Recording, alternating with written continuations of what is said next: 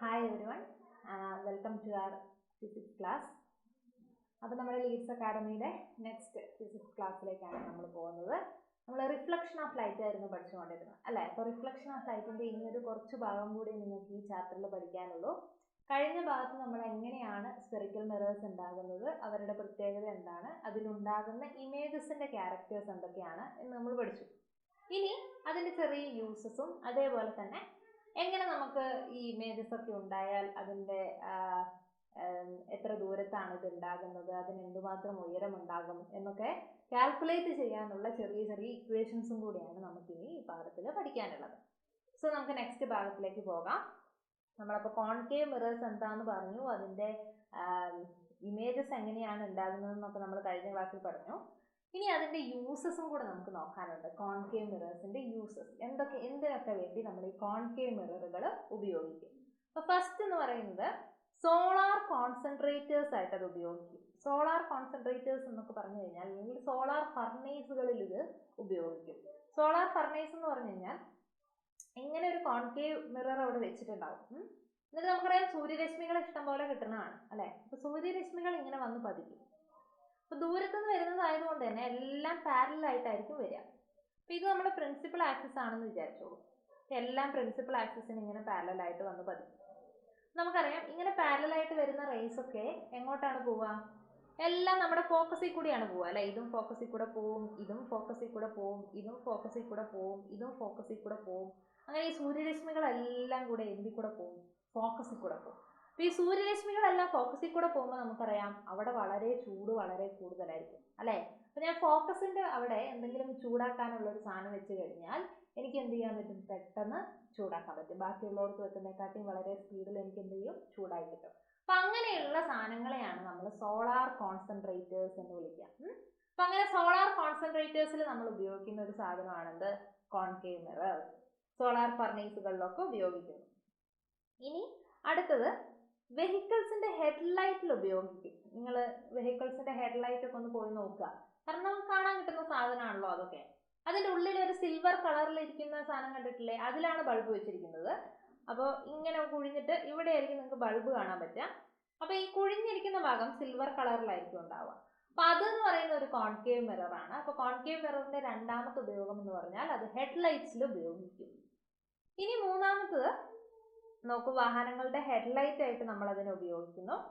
ഇനി മൂന്നാമത്തത് used as a shaving mirror. Shaving മിററുകളായിട്ട് നമ്മൾ ഇതിനെ ഉപയോഗിക്കും. ഷേവ് ചെയ്യാനൊക്കെ നമ്മളിപ്പോൾ ലാസ്റ്റ് പഠിച്ചു നമ്മളുടെ ക്യാരക്ടേഴ്സ് അല്ലെ? ഓരോ ഇമേജിന്റെ പ്രത്യേകത പഠിച്ചപ്പോൾ നിങ്ങൾ പഠിച്ചു കോൺകേവ് മിററിന്റെ പുറകിലായിട്ട് നമുക്ക് എന്ത് കിട്ടും? ഇമേജ് കിട്ടും. അത് വളരെ വലിയ ഇമേജ് ആയിരിക്കും, വെരി ലാർജ് ഇമേജ്. അപ്പം നമ്മളിപ്പോൾ ഷേവ് ചെയ്യാനൊക്കെ ഉപയോഗിക്കുമ്പോൾ നമ്മൾ ഈ കോൺകേവ് മിറർ ഉപയോഗിച്ച് കഴിഞ്ഞാൽ നമുക്ക് നമ്മുടെ സ്കിന്നൊക്കെ നല്ല വലുതായിട്ട് കാണാൻ പറ്റും, നല്ല എളുപ്പത്തിൽ ചെയ്യാൻ പറ്റും. അതുകൊണ്ട് നമ്മൾ ഷേവിംഗ് മിറേഴ്സ് ആയിട്ട് ഉപയോഗിക്കുന്നതും കോൺകേവ് മിറേഴ്സിനെയാണ്. ഇനി ഒരു പോയിന്റും കൂടി ഉണ്ട് അവിടെ. നമ്മൾ ഡെന്റിസ്റ്റ് ഡോക്ടേഴ്സ് ഉണ്ടല്ലോ, ഡെന്റിസ്റ്റുകൾ പല്ല് നോക്കുന്ന ഡോക്ടേഴ്സിനെയാണ് നമ്മൾ ഡെന്റിസ്റ്റ് എന്ന് പറയാം. ഡെന്റിസ്റ്റ് യൂസ് ചെയ്യുന്നത് ഏത് തന്നെയാണ്? കോൺകേവ് മിറേഴ്സ് ആണ്. ഈ പല്ലിനൊക്കെ എന്തെങ്കിലും കംപ്ലൈന്റ് ഉണ്ടെങ്കിൽ നമ്മൾ പോകുമ്പം അവർ വായിലേക്കൊരു കണ്ണാടി ഇറക്കിയിട്ടാണ് അവർ പല്ലിനെയൊക്കെ നോക്കുക. എൻലാർജ് ചെയ്തിട്ട് വലുതായിട്ട് അവർക്ക് കാണാൻ പറ്റും. ഇപ്പൊ ഡെന്റിസ്റ്റുകൾ ഉപയോഗിക്കുന്നതും ദന്ത ഡോക്ടേഴ്സ് ഉപയോഗിക്കുന്നതും കോൺകേവ് മിറേഴ്സ് ആണെന്ന് ഓർക്കുക. അപ്പൊ ഈ 4 യൂസസ് ആണ് കോൺകേവ് ദർപ്പണങ്ങൾക്കുള്ളത്. ഒന്നത് സോളാർ കോൺസെൻട്രേറ്റർ ആയിട്ട് ഉപയോഗിക്കും, 2 ഹെഡ്ലൈറ്റ്സ് ആയിട്ട് വെഹിക്കിളിന്റെ ഹെഡ്ലൈറ്റ് ആയിട്ട് ഉപയോഗിക്കും, മൂന്നാമത്തത് ഷേവിംഗ് മിറർ ആയിട്ട് ഉപയോഗിക്കും, നാലാമത്തത് ഡെന്റിസ്റ്റുകൾ യൂസ് ചെയ്യും, ദന്ത ഡോക്ടേഴ്സ് യൂസ് ചെയ്യും, ദന്ത ഡോക്ടേഴ്സ് ഉപയോഗിക്കുന്നു എന്ന് ഓർത്തു വെക്കുക. ഈ 4 ഉപയോഗങ്ങളാണ് മെയിൻലി നിങ്ങൾക്ക് കോൺകേവ് മിറേഴ്സിന്റെ പഠിക്കാനുള്ളത്. അപ്പൊ 4 യൂസസും നന്നായിട്ട് പഠിക്കുക. ഇനി നമ്മൾ ഇക്വേഷനിലേക്ക് കടക്കുകയാണ്. ഇക്വേഷൻ നമ്മൾ കേൾക്കുമ്പോൾ പേടിക്കേണ്ട, വളരെ എളുപ്പമുള്ള ഇക്വേഷൻസ് തന്നെയാണ് നിങ്ങൾക്ക് ഈ ചാപ്റ്ററിൽ പഠിക്കാനുള്ളത്. നമ്മളിവിടെ ഇത്രയും നേരം പറഞ്ഞുകൊണ്ടിരുന്നത് മിറേഴ്സിന്റെ കാര്യമാണല്ലോ, ദർപ്പണങ്ങളുടെ കാര്യമാണ്. അതുകൊണ്ട് തന്നെ ദർപ്പണത്തിനൊരു ഇക്വേഷൻ ഉണ്ട്. എന്താണ് ആ ഇക്വേഷൻ?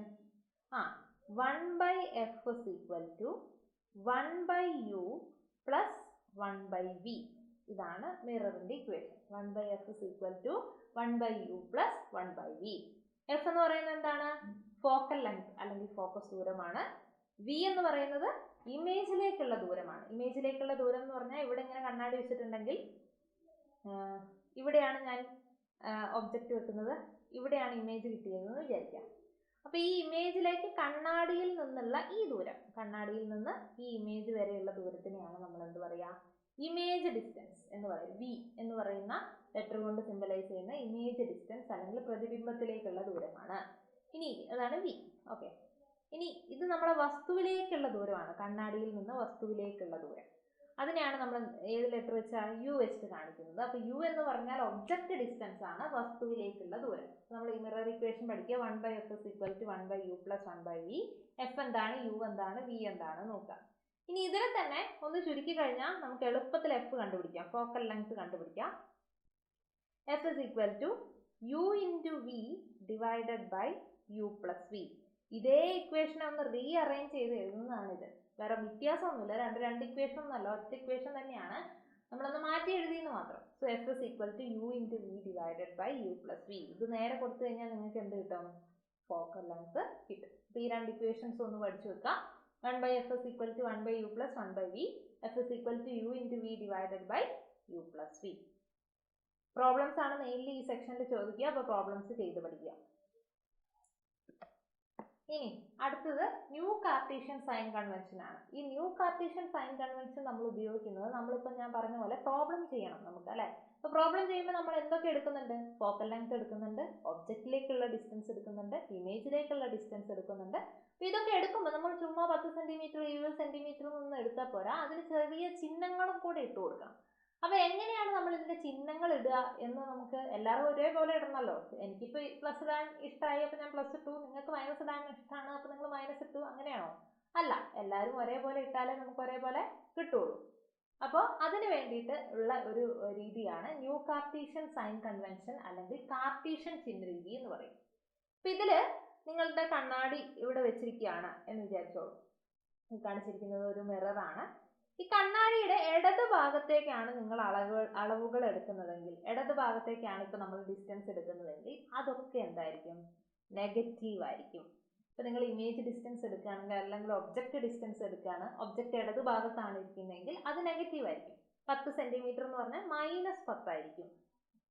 ഓക്കെ, ഇനി വലത്തേക്കാണ് നിങ്ങൾ ഡിസ്റ്റൻസ് എടുക്കുന്നതെങ്കിൽ ചിലപ്പോൾ നമുക്ക് ഇവിടെ ആയിരിക്കും ഇമേജ് കിട്ടുക, വലത് ഭാഗത്ത്. അപ്പോൾ നമ്മൾ എന്തെടുക്കണം, +10 എന്നെടുക്കണം. പോസിറ്റീവ് ആയിരിക്കും. ഇങ്ങോട്ടേക്ക് പോസിറ്റീവ് ആയിരിക്കും, ഇങ്ങോട്ടേക്ക് നെഗറ്റീവ് ആയിരിക്കും. ഇനി ഹൈറ്റ് നമ്മൾ അളക്കുന്നുണ്ടെങ്കിൽ, ഇപ്പോൾ വച്ചിരിക്കുന്ന വസ്തുവിന്റെ ഹൈറ്റ് നിങ്ങൾ എടുക്കുകയാണെന്ന് വിചാരിക്കാം. അപ്പോൾ ഈ പ്രിൻസിപ്പൽ ആക്സിസിന് മുകളിലേക്കാണ് ആ സാധനം വരുന്നതെങ്കിൽ നമ്മളത് പോസിറ്റീവ് ആയിട്ടായിരിക്കും എടുക്കുക. ഇനി അതേസമയം താഴത്തേക്ക് നമുക്ക് ഇൻവേർട്ടഡ് ആയിട്ട് ഇമേജസ് കിട്ടാറുണ്ടല്ലേ, താഴത്തേക്കാണ് ഉള്ളതെങ്കിൽ അതിന്റെ ഹൈറ്റ് എടുക്കുമ്പോൾ അത് നെഗറ്റീവ് ആയിരിക്കും. അപ്പോൾ നമുക്ക് വലത്തേക്കാണെങ്കിൽ പോസിറ്റീവ്, ഇടത്തേക്കാണെങ്കിൽ നെഗറ്റീവ്, മുകളിലേക്കാണെങ്കിൽ പോസിറ്റീവ്, താഴത്തേക്കാണെങ്കിൽ നെഗറ്റീവ്. അതാണ് നമ്മൾ ന്യൂ കാർട്ടീഷ്യൻ സൈൻ കൺവെൻഷൻ. വലിയ തല പുകയാനുള്ള കാര്യമൊന്നുമില്ല. വലത്തേക്ക് പോസിറ്റീവ്, ഇടത്തേക്ക് നെഗറ്റീവ്, മുകളിലേക്ക് പോസിറ്റീവ്, താഴത്തേക്ക് നെഗറ്റീവ്.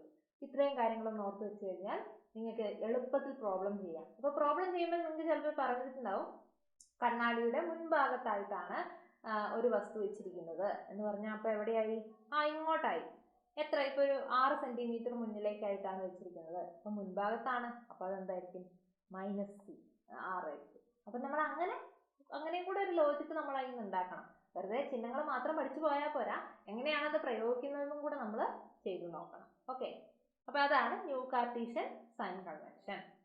ഇനി നിങ്ങൾക്ക് അവിടെ പഠിക്കാനുള്ള അടുത്ത ഇക്വേഷൻ ഞാൻ പറഞ്ഞു, ഈ ഇതിൽ നമ്മൾ ഇക്വേഷൻസ് ആണ് മെയിൻലി ഫോക്കസ് ചെയ്യുന്നത്.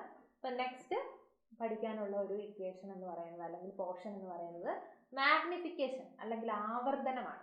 ഈ മാഗ്നിഫിക്കേഷൻ അല്ലെങ്കിൽ ആവർത്തനം എന്ന് പറഞ്ഞു കഴിഞ്ഞാൽ നമ്മൾ വെച്ചിരിക്കുന്ന വസ്തുവിനേക്കാൾ എത്ര മടങ്ങ് വലുതാണ് അല്ലെങ്കിൽ എത്ര മടങ്ങ് ചെറുതാണ് നമുക്ക് കിട്ടുന്ന പ്രതിബിംബം അല്ലെങ്കിൽ ഇമേജ് എന്നാണ് നമ്മൾ നോക്കുക. ഇപ്പൊ ചില കേസിലൊക്കെ നിങ്ങൾ കണ്ടു, നമ്മൾ വെച്ചിരിക്കുന്ന വസ്തുവിനെക്കാട്ടും ഭയങ്കര വലിയ ഇമേജ് ആയിരിക്കും കിട്ടുക, ചിലപ്പോൾ ചെറിയ ഇമേജ് ആയിരിക്കും കിട്ടുക, ചിലപ്പോൾ ഒരേ വലുപ്പമുള്ളത് കിട്ടും. അപ്പൊ അങ്ങനെ വലുപ്പത്തിന് എന്തുമാത്രം വ്യത്യാസം വരുന്നോ എന്ന് നോക്കുന്ന ഒരു സാധനമാണെന്ത്, മാഗ്നിഫിക്കേഷൻ അല്ലെങ്കിൽ ആവർത്തനം. അപ്പൊ ഈ മാഗ്നിഫിക്കേഷൻ എന്തുമാത്രം വലുതായി എന്തുമാത്രം ചെറുതായി എന്ന് കണ്ടുപിടിക്കാനും നമുക്ക് ഇക്വേഷൻ ഉണ്ട്. ആ ഇക്വേഷൻ ആണ് m = -v/u അല്ലെങ്കിൽ hi/ho. ഒന്നെങ്കിൽ എം നമുക്ക് -v/u ചെയ്തിട്ട് കിട്ടും, അല്ലെങ്കിൽ എം നമുക്ക് hi/ho ചെയ്തിട്ട് കിട്ടും. ഇനി v/u എന്താന്ന്, വിയും യു എന്താന്ന് ഞാനിപ്പോ നേരത്തെ തന്നെ പറഞ്ഞു അല്ലെ.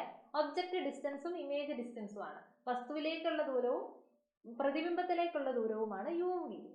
അപ്പൊ അതാണ് നിങ്ങൾക്ക് തന്നിട്ടുള്ളതെന്ന് വിചാരിക്കുക. ഒരു കണ്ണാടിന്റെ മുന്നിൽ ഇത്ര ദൂരത്തിലാണ് നമ്മൾ വസ്തു വെച്ചിരിക്കുന്നത്, ഇത്ര ദൂരത്ത് എനിക്ക് എന്ത് കിട്ടി, പ്രതിബിംബം കിട്ടി. അങ്ങനെയാണ് നിങ്ങൾക്ക് തന്നിട്ടുള്ളതെങ്കിൽ നിങ്ങൾക്ക് എന്ത് ഉപയോഗിക്കാം, ആദ്യത്തെ ഇക്വേഷൻ ഉപയോഗിക്കാം.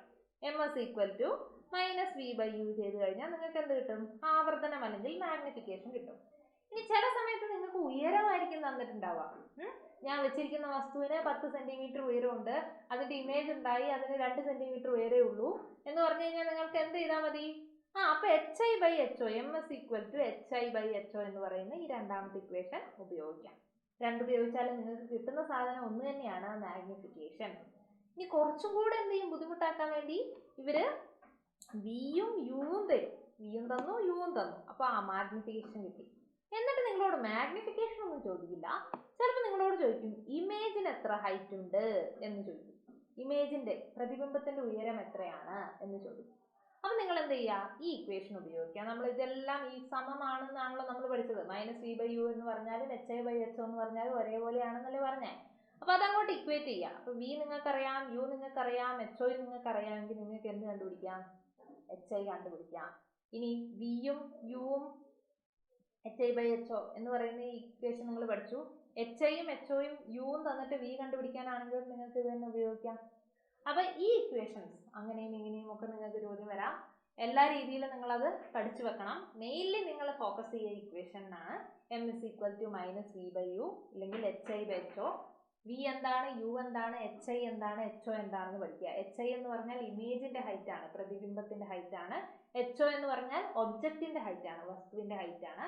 v എന്ന് പറഞ്ഞാൽ ഇമേജിലേക്കുള്ള ദൂരമാണ്, പ്രതിബിംബത്തിലേക്കുള്ള ദൂരം. യു എന്ന് പറഞ്ഞാൽ ഒബ്ജക്റ്റ് ഡിസ്റ്റൻസ്, ഒബ്ജക്റ്റിലേക്ക് വസ്തുവിലേക്കുള്ള ദൂരമാണ്. ഇത്രയും കാര്യങ്ങൾ നിങ്ങൾ എന്ത് പഠിച്ചു വെക്കണം. അതേപോലെ മാഗ്നിഫിക്കേഷന്റെ മൈനസ് ഒക്കെ വളരെ ഇമ്പോർട്ടന്റ് ആണ്. -v/u തന്നെയാണ് എന്ന് ഓർത്ത് വെക്കണം.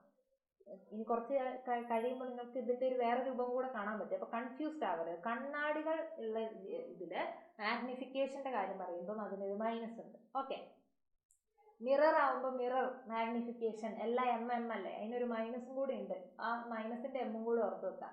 മിററിന് എം ഉണ്ട്, മാഗ്നിഫിക്കേഷൻ എം ഉണ്ട്, മൈനസിനും എം ഉണ്ട്. അപ്പൊ മിറർ ആവുമ്പം അവിടെ ഒരു മൈനസ് ഉണ്ടാവും, -v/u. hi/ho ഉണ്ട് മൈനസ് എടുത്തത്, v/uന്റെ കേസ് മാത്രമാണ് ഞാൻ ഈ പറയുന്നത്, -v/u. അതാണ് മാഗ്നിഫിക്കേഷൻ. ഇനി മാഗ്നിഫിക്കേഷൻ കിട്ടിക്കഴിഞ്ഞാൽ മാഗ്നിഫിക്കേഷനെ കൊണ്ട് കുറച്ച് ഗുണമൊക്കെ ഉണ്ട് കേട്ടോ. ഇപ്പൊ മാഗ്നിഫിക്കേഷൻ നിങ്ങൾ ചെയ്യുമ്പോൾ നിങ്ങൾക്ക് 1 കിട്ടിയെന്ന് വിചാരിക്കാം. Magnification is equal to 1. അപ്പം ആ കിട്ടിയിരിക്കുന്ന മാഗ്നിഫിക്കേഷൻ വെച്ചിട്ട് നമുക്ക് എന്ത് പറയാം, ഇമേജ് എങ്ങനെയായിരിക്കും എന്ന് പറയാൻ പറ്റും. പ്രതിബിംബത്തിന്റെ പ്രത്യേകതകൾ നമുക്ക് പറയാൻ പറ്റും. യൂസിങ് ആവർത്തനം ഉപയോഗിച്ചിട്ട് നമുക്ക് പ്രതിബിംബത്തിന്റെ പ്രത്യേകതകൾ പറയാൻ പറ്റും. അപ്പൊ അത് 1 നമുക്ക് കിട്ടിയിട്ടുള്ളെങ്കിൽ സെയിം സൈസ് തന്നെയായിരിക്കും, വെച്ചിരിക്കുന്ന വസ്തുവിന്റെ അതേ വലുപ്പം തന്നെയായിരിക്കും നമുക്ക് കിട്ടുന്ന ഇമേജും. അപ്പോൾ ഒരേ വലുപ്പമായിരിക്കും. m ഗ്രേറ്റർ ദാൻ 1 ആണെങ്കിൽ, അതായത് കിട്ടിയ മാഗ്നിഫിക്കേഷൻ 1നേക്കാൾ കൂടുതലാണെങ്കിൽ, 1.2, 1.6, 2, 3 ഒക്കെ ആണെങ്കിൽ നമുക്ക് കിട്ടിയിരിക്കുന്ന ഇമേജ്, പ്രതിബിംബം എന്ന് പറയുന്നത് എങ്ങനെയായിരിക്കും, വലിയതായിരിക്കും. അപ്പൊ m 1നേക്കാട്ടും കൂടുതലല്ലേ, അപ്പൊ നമുക്ക് എന്ത് പറയാം, അത് വലുതാവുകയാണ്, ഇമേജ് വലുതാവുകയാണെന്ന് പറയാം. ഇനി m 1നേക്കാൾ ചെറുതാവുകയാണെങ്കിൽ, m ലെസ് ദാൻ 1 ആണെങ്കിൽ ഇമേജ് എന്തായിരിക്കും, ചെറുതായിരിക്കും. പഠിക്കാൻ എളുപ്പമല്ലേ. m 1 ആണെങ്കിൽ ഒരേ വലുപ്പമായിരിക്കും, 1നേക്കാട്ടി കൂടുതലാണെങ്കിൽ ഇമേജ് കൂടുതലായിരിക്കും, 1നേക്കാട്ടി കുറയുകയാണെങ്കിൽ ഇമേജ് കുറയായിരിക്കും, വലുപ്പം കുറയായിരിക്കും. ഇനി പോസിറ്റീവും നെഗറ്റീവും വന്നാൽ ഒരു ഗുണമുണ്ട്. ഈ മാഗ്നിഫിക്കേഷൻ എപ്പോഴും പോസിറ്റീവ് ഒന്നും കിട്ടണമെന്നില്ല, ചിലപ്പോൾ നെഗറ്റീവും കിട്ടാം. അപ്പൊ പോസിറ്റീവ് ആണ് നിങ്ങൾക്ക് മാഗ്നിഫിക്കേഷൻ കിട്ടുന്നതെങ്കിൽ നമുക്ക് തന്നിരിക്കുന്ന ഇമേജ് അല്ലെങ്കിൽ പ്രതിബിംബം എന്ന് പറയുന്നത് വിർച്വൽ ആൻഡ് ഇറക്റ്റ് ആയിരിക്കും. മിഥ്യാപ്രതിബിംബമായിരിക്കും, നിവർന്നു നിൽക്കുന്ന പ്രതിബിംബവും ആയിരിക്കും, വിർച്വൽ ആൻഡ് ഇറക്റ്റ് ആയിരിക്കും. ഇനി അത് നെഗറ്റീവ് ആണെങ്കിലോ റിയൽ ആൻഡ് ഡിമിനിഷ്ഡ് ആയിരിക്കും. ഓക്കെ, യഥാർത്ഥ പ്രതിബിംബമായിരിക്കും, പക്ഷെ ചെറുതായിരിക്കും. ഈ 2 കാര്യങ്ങളും കൂടെ നിങ്ങൾ ഈ 2 കാര്യങ്ങൾ മാത്രമല്ല, ഈ 5 കാര്യങ്ങളും നിങ്ങൾ എന്ത് ചെയ്യുക, നോട്ട് ചെയ്യുക. ചിലപ്പോൾ നിങ്ങൾക്ക് ക്വസ്റ്റ്യൻ തന്നിട്ട് മാഗ്നിഫിക്കേഷൻ കണ്ടുപിടിച്ചതിന് ശേഷമായിരിക്കും നിങ്ങൾക്ക് ഇമേജ് എങ്ങനെയാണെന്ന് എഴുതാൻ വേണ്ടത്. അപ്പോൾ നിങ്ങൾക്ക് അറിയണം മാഗ്നിഫിക്കേഷൻ പോസിറ്റീവ് ആണെങ്കിൽ ഇത് വിർച്വൽ ആൻഡ് ഡിറക്റ്റ് ആയിരിക്കും. മാഗ്നിഫിക്കേഷൻ നെഗറ്റീവ് ആണെങ്കിൽ റിയൽ ആൻഡ് ഡിമിനിഷ്ഡ് ആയിരിക്കും. 1 ആണെങ്കിൽ ഒരേ വലുപ്പമായിരിക്കും. 1-നെക്കാട്ടി കൂടുതലാണെങ്കിൽ വലുതായിരിക്കും. 1-നെക്കാട്ടി കുറവാണെങ്കിൽ ചെറുതായിരിക്കും. എന്നുള്ള കാര്യങ്ങളൊക്കെ നിങ്ങൾ എന്ത് ചെയ്യണം? നന്നായിട്ട് നോട്ട് ചെയ്യുക തന്നെ വേണം.